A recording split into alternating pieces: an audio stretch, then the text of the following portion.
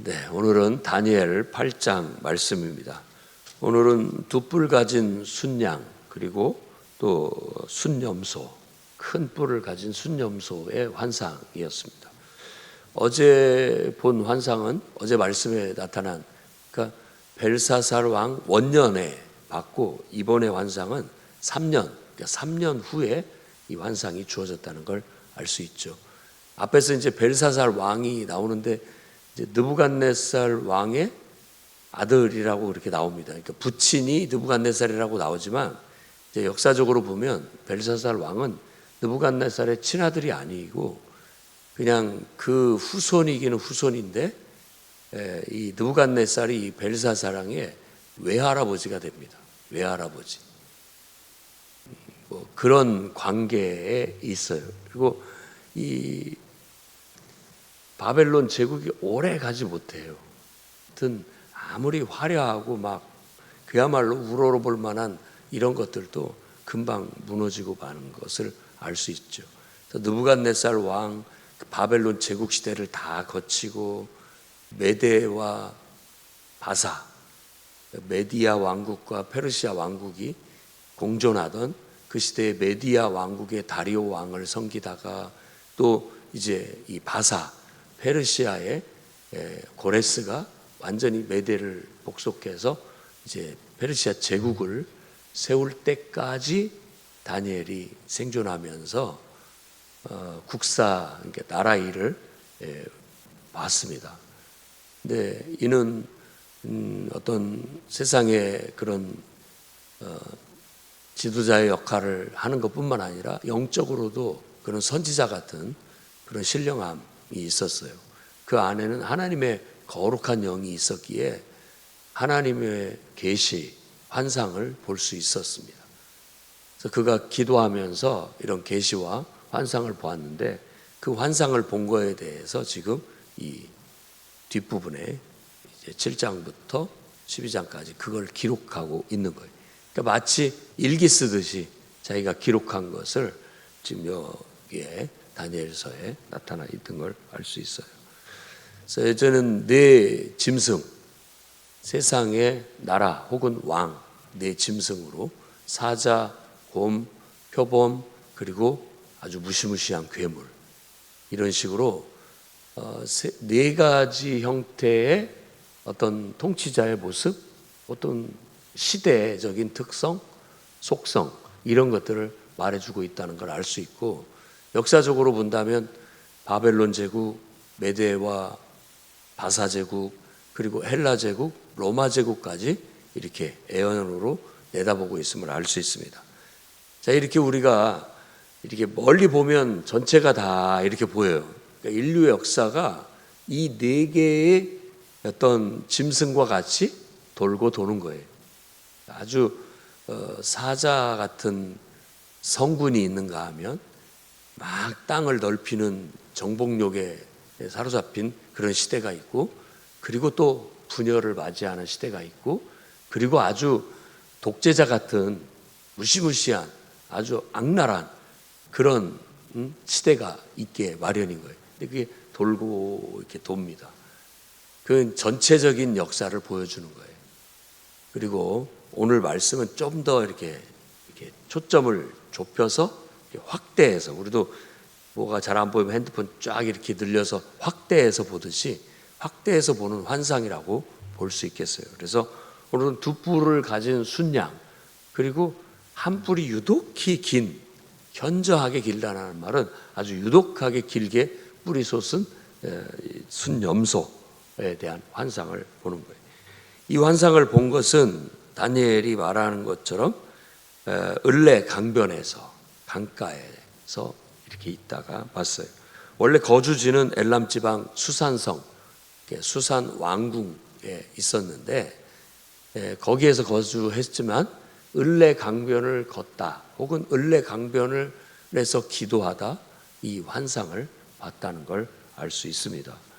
그래서 강을 이렇게 걷는데 환상 속에서 또 강에서 기도를 하는데 강가에서 기도를 하는데 환상 속에서 그 강가에 두 뿔이 달린 순양이 나타나는 거예요. 근데 자세히 보니까 뿔이 길긴 긴데 한쪽 불이 더 긴 거예요. 그러면서 이 순양이 서쪽을 들이받고 북쪽을 들이받고 남쪽을 들이받고 하는데 다 들이받는데 당할 자가 없다, 이렇게 얘기를 하는 거예요. 그러면서 이제 뒤에 이것 때문에 도대체 이게 무슨 뜻인가 고민하는데 한 거룩한 자가 나타나서 이걸 알려주게 되죠. 물론 흰 옷 입은 그 어린 양 같은 존재가 이제 알려줘라라고 해서 알려주게 되는데, 결국 이것은 메대와 바사를 말한다라고 말해주고 있는 거예요. 자기가 지금 메대와 바사, 이 두 왕국 속에 지금 메디아 왕국의 다리오 왕 밑에 있는 거예요. 근데 지금은 벨사살 왕 때니까 아직 메대와 바사가 오기 전이죠. 그 나라에 의해서 바벨론 제국이 멸망당하기 직전에 이 환상을 본 거예요. 그래서 서쪽을 들이받는다라는 것은 이제 이 서쪽은 바벨론 제국을 무너뜨리고 또 북쪽 거기도 이제 아수르나 이런 바벨론 제국을 무너뜨리고 또 남쪽으로 향해서 이집트까지 들이받으면서 영토를 확장한 메대와 바사 왕국을 말한다라는 거예요. 그리고 이제 한 뿔이 더 길다라는 것은 메대 왕국과 메디아 왕국, 그러니까 메대와 바사가 더 길다라는 거예요. 바사. 그래서 메디아 왕국은 자연스럽게 결국 이 바사 왕국과 하나가 돼서 이제 페르시아 제국이 이루어진다라는 걸 알 수 있어요. 이런 제국주의, 우리는 보통 그런 걸 제국주의라고 하죠. 그냥 모든 나라를 다 이렇게 해서 이제 그런 조그마한 왕국은 나라가 아니에요. 한 지역이지, 그냥 한 지역이 되는 그런 영토를 가질 때를 제국이라고 합니다. 그래서 5대 제국이 있어요. 이집트까지 합친다면 아수르, 바벨론, 페르시아, 헬라, 그리고 로마, 이런 식으로 대제국을 이루는 그런 시대를 보는 거예요. 지금은 이제 그러지 못하죠. 소련이나 옛날 소련도 그런 제국을 이루고 있었지만 그것도 안 되고 이제 다 해체가 됐고 러시아로 자리 잡고 있고, 또 미국도 대나 따지고 보면 13개 주가 연합을 해서 시작을 했다가 나중에는 지금 이제 50개 주까지 늘어나게 되었죠. 그래서 그런 나라들이 이제 큰 힘을 쓰고 있고 지금으로 말하자면 이런 짐승과 같은 모습을 보여주고 있는 거예요. 강한 그런 나라들. 이제 중국이 서서히 세대북에 그런 힘을 과시하면서 등단하고 있고, 그러니까 이런 짐승들의 모습들. 근데 어떤 데는 참 인간답고 선하고, 어떤 데는 막 야욕이 너무 강하고 또 분열을 겪는 데가 있고, 또 어떤 데는 막 짐승처럼 아주 폭군처럼 군림을 하면서 날뛰는 그런 일들이 벌어지게 되는 거예요. 그런데 이 다니엘이 지금 초점을 맞추고 있는 것은 그런 어떤 세상 나라는 세상 나라대로 흘러가는데 더 초점을 두는 것은 이 통치자들 중에서 이 어떤 시대 속에서 하나님의 거룩한 백성, 성도들을 핍박하고 예배를 못 드리게 하고 하나님의 신앙을 방해하는, 하나님을 대적하는 그런 통치자가 일어난다, 이런 거예요. 그게 세상 끝날에 있을 일이다. 그러니까 정한 시기의 끝에, 끝날에 정한 시기에 그럴 때가 온다라는 걸 말해주고 있어요. 그래서 이미 우리도 에스더서를 통해서도 하만이라는 사람이 그냥 유대인들을 다 몰살시키려고 하는, 하나님 믿는 사람들을 다 몰살시키려고 하는 그런 법안, 정책을 통과시켜가지고 몰살시키려고 했잖아요. 그래서 주사위를 던져서 그들을 다 죽이는 날을 정한 게 바로 그날이죠. 그런데 그 주사위를 던졌다고 해서 그 주사위 이름을 따서 불임절이라고 그렇게 부르는 겁니다. 푸르라고 하는 그런 단어거든요. 그러니까 그런 어떤 통치자들이 그림자처럼 이렇게 보여요. 저 사람이 그런 사람인가? 이 지도자가, 이 대통령이, 이 정권이, 이 시대가 그런 시대인가? 뭐 이런 것들을 이제 느끼게 되는 거죠. 근데 두 번째 봤던 이 순념소가 이제 바로 그 하나의 모체가 되는 거예요.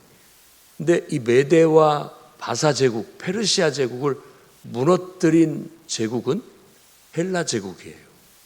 그 헬라 제국을 순념소로 환상으로 봤습니다. 근데 현저하게 뿔이 길다라는 것은 알렉산더 대왕을 말하는 거예요. 알렉산더. 그는 얼마나 빠른지 땅을 막 달려가는데 땅이 발에 붙지가 않아요. 그러니까 우리가 막 이게 너무 빨리 달리면 발이 안 보인다 할 정도로, 그러니까 급속도로 세계를 다 정복해요. 급속도로. 아주, 그래서 알렉산더도 왕이라는 말도 부족해서 대왕이라고 하죠. 대왕. 아주 대단한 양반이에요. 대단한 젊은이였죠. 30세에 아주 젊은 나이에 그런 엄청난 일을 이룰 수 있었죠. 그런데 그런 왕도 결국 병들어 33세에 죽고 맙니다. 그리고 난 다음에 그의 4명의 장군, 자기와 함께 그 비전을 이루려고 함께 했던 장군들, 카산더, 셀루쿠스, 리시마쿠스, 프톨레마이우스라고 하죠. 그런 4개의 장군들에 의해서 나라가 쪼개지는 거예요. 그래서 여기서도 바로 그 얘기를 하고 있는 거예요. 내 뿔이 다시 돋아서 사방으로 향하게 됐다라고 그렇게 말합니다. 그러니까 이런 역사적인 것을 암시적으로 환상을 통해서 앞으로 되어질 일들을 다니엘이 본 거예요. 그러니까 그의 영성이 깊이가 느껴질 수 있고, 그 영성의 깊이는 그냥 편안히 이루어진 게 아니에요. 굉장히 그가 간절히 기도하고 정말 온 힘을 다해서 집중하고 있다는 걸 알 수 있어요. 그래서 정신을 잃고 쓰러지기도 하고, 막 너무 지쳐서 막 쓰러지기도 하고 그런 거예요. 그래서 이 영적 싸움이라는 거, 기도라는 거, 영성이라는 거, 그 그냥 가만히 있어서 주어지는 것이 아니라는 거예요. 그래서 다니엘에 초점을 맞춰서 본다면 그는 하나님의 뜻과 계시를 알기 위해서 굉장히 말씀을 깊이 묵상하는 데 빠졌고, 기도에 깊이 잠긴 사람이라는 걸 알 수 있는 거죠. 그러니까 하나님께서 그에게 이와 같은 미래에 되어질 일들에 대해서도 계시하시고 환상적으로 보여주는 거예요. 근데 이런 게 마치 환상이라는 거, 계시라는 게 이게 꿈결 같은 거예요. 긴가민가 하기도 하고, 멀리서 뭐가 오면 저게 뭔가 이렇게 쳐다보는 것 같은. 그런데 서서히 이게 가까워지면서 이게 누구구나 아는 것처럼, 그 계시도 그런 식으로 우리가 환상을 통해서나 또 이렇게 영적인 하나님의 역사를 통해서 이렇게 우리가 보게 되는 거예요. 그래서 우리도 성도로서 기도하고 말씀을 묵상하는데 다니엘만큼 이렇게 깊이 좀 나아갈 수가 있어야 되겠다라는.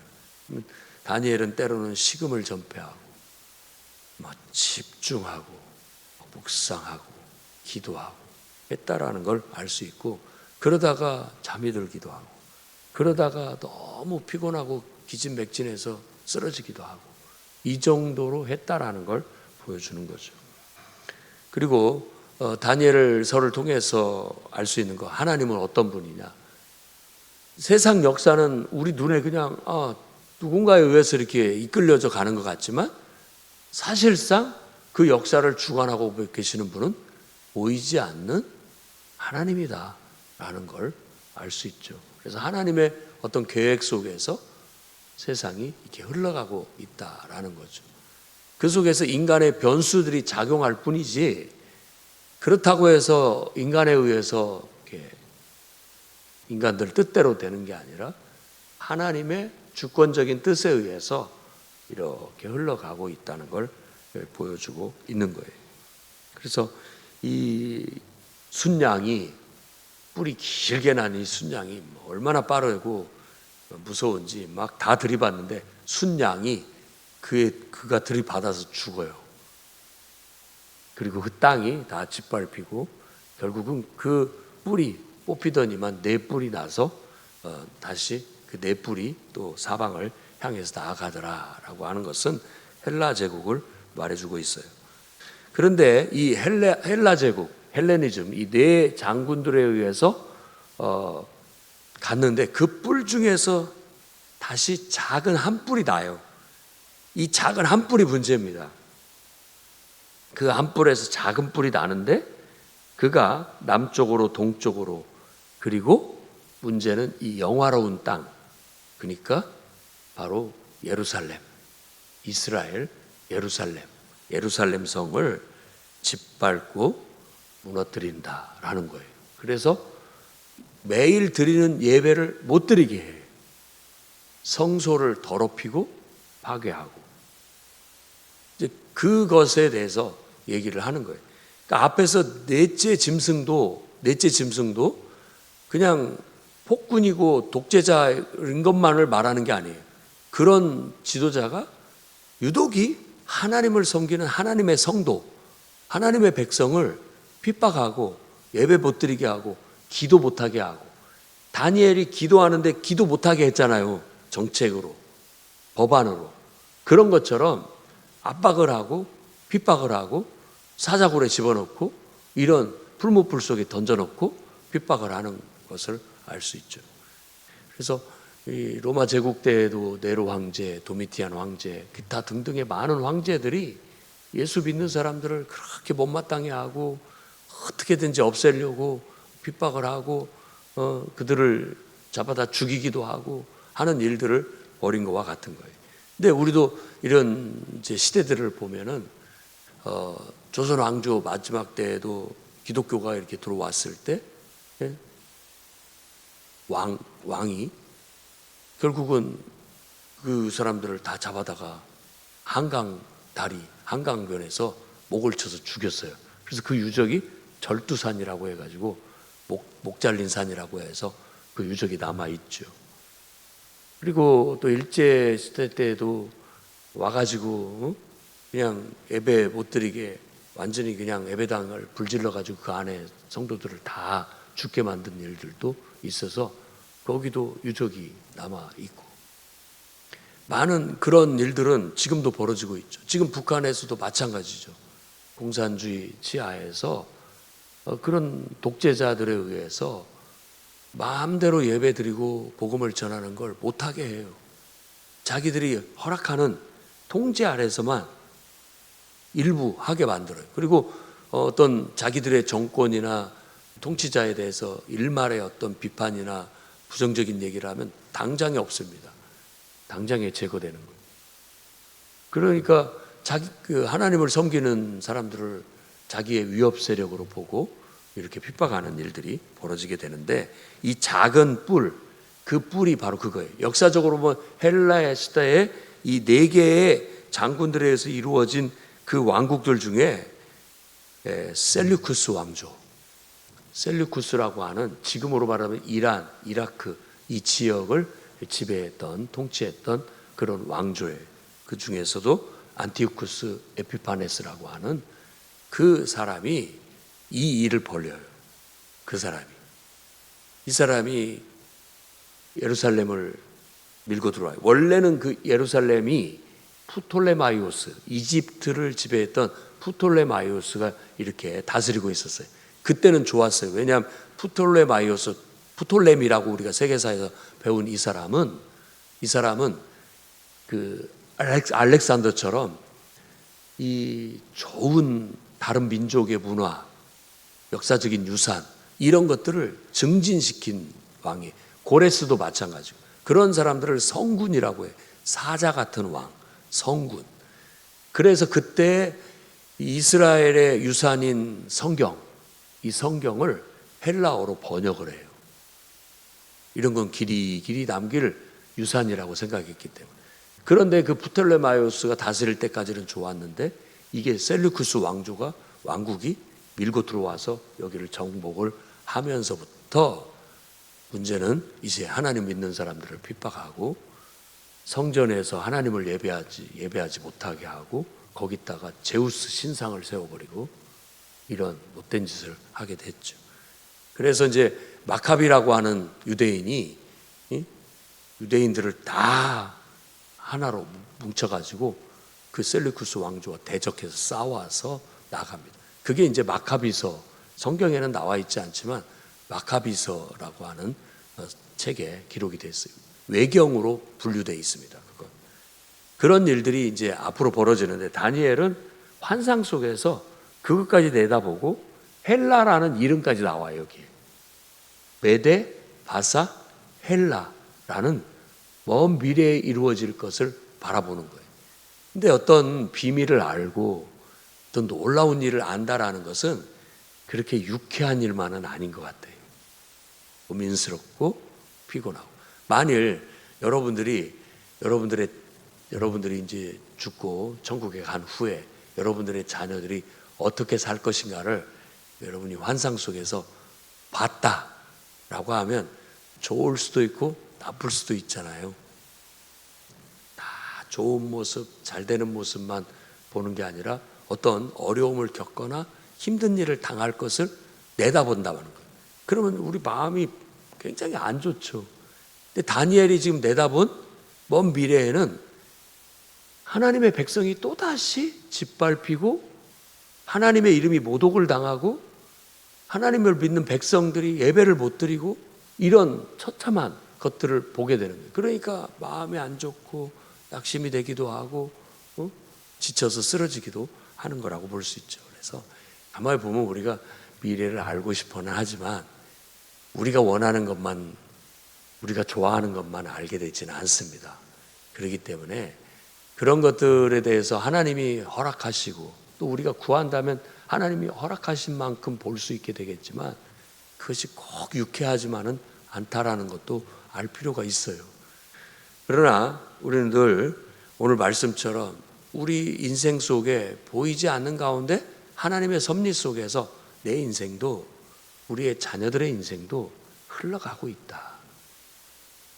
그런데 우리가 할 것은 다니엘이나 세 친구가 보여준 것처럼 철저히 하나님 앞에 기도하고 예배하면서 하나님 말씀대로 독실하게 살아가야 이 믿지 않는 세상 속에서 우리가 제 역할을 하고 하나님 앞에 제대로 된 삶을 살 수 있다.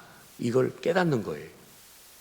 그리고 늘 기도에 힘써서 우리가 하나님의 뜻을 알고 하나님의 계시를 통해서 내 주변에 있는 사람들에게 하나님의 선한 능력을, 영향력을 행사해서 도움을 줄 수 있다면 감사한 일이에요.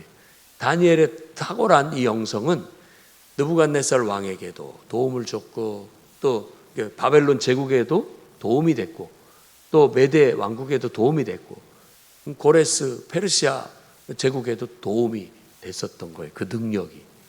그래서 우리도 이렇게 우리가 사는 세상 속에서 내 역할을 하면서 내 주변에 사람들한테 유익을 주며 살다가 우리 사명 다 하면 그때 하나님이 우리를 부르실 때 편안히 주님 품 안에 가서 그때 좀 쉼을 얻었으면 좋겠어요. 하루하루 나이를 먹어가고 또 인생을 하루하루 살아가는 게 몸도 아프고 피곤하고 지치고 힘들죠. 그러나 오늘도 힘을 내십시오. 기도하면서 힘을 내서 오늘도 이렇게 눈 뜨고 활동하면 다시 또 힘이 나잖아요. 생기고 또 기도하고 오늘 또 내가 뭘 해야 될까, 어떤 하나님이 나를 통해서 뭘 하기를 원하나, 내게 주어진 일들, 내게 하나님께 맡기신 일들 잘해서 여러분의 인생이 하루를 살아도 의미 있고 또 가치 있는 그런 인생이 되시기를 주의 이름으로 축원합니다. 기도하겠습니다. 거룩하신 주님, 오늘도 하나님 말씀을 묵상합니다.